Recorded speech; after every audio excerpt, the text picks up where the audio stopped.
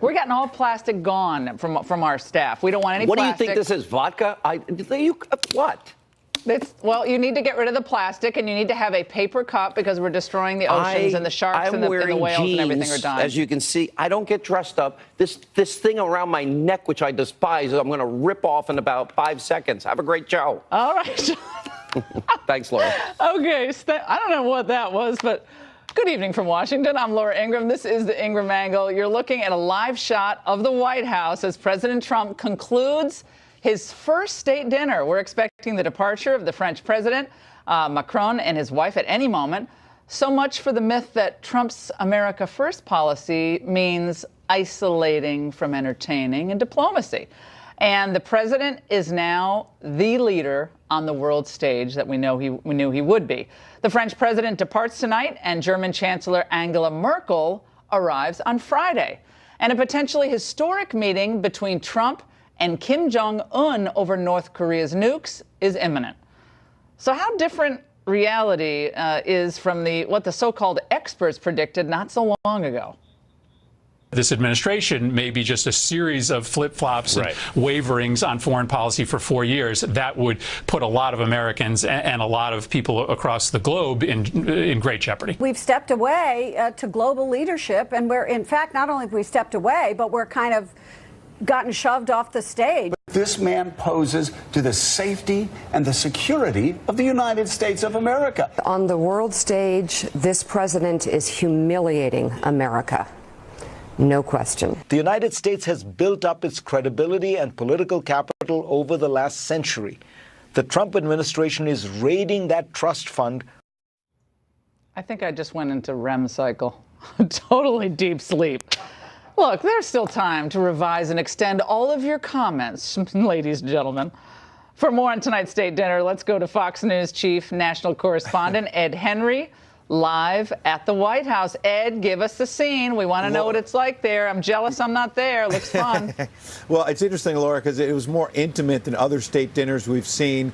Basically about 13 or so tables of 10, candle lit. They tried to make it intimate. And also the toast just wrapped up a few moments ago. And President Trump, contrary to what critics have been saying, was very direct in saying, look, we're going to build on this friendship, that God needs to bless this alliance, he said, because we're going to do great things together. And in fact, there's already some suggestions that this relationship is bearing fruit. Earlier today, the French president, along with President Trump, talking a lot about Iran and, in fact, making some progress on that. Remember, the president has been talking about pulling out of the Iran nuclear deal brokered by Barack Obama. The Iranian foreign minister over the weekend had threatened that if that happens, Iran is going to speed up its nuclear activities. Well, today what we saw was a bit of a compromise. President Trump talking tough on Iran, warning them that they will face severe consequences like they've never seen before if they keep up this tough talk, if they restart their nuclear program. What the French president tried to do in a sign of this emerging friendship, he said, look, instead of just pulling out of the deal, let's try to find another way. Let's reshape this nuclear deal to address some of President Trump's concerns. So contrary to the idea that he's acting unilaterally, in fact, they seem to be coming together on this important issue of Iran. Listen to the toast from President Macron tonight. We will work together, and we have this ability to listen to one another.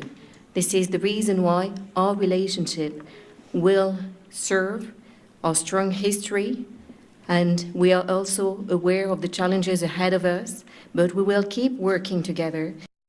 Now, the French president went on to say that, remember, it was the British, not the French, who burned down the White House. And he said, look, it was President Monroe who decided to buy French furniture to sort of spruce up the place. It's kind of an interesting joke, but it seemed to fall flat in the room, Laura.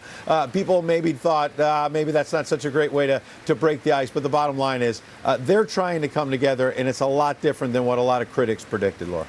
Ed, thanks so much. And by the way, Ed, the last couple of days, we've seen this real bromance develop between the president and his French counterpart. And we put together a fun little collection from Washington's newest odd couple.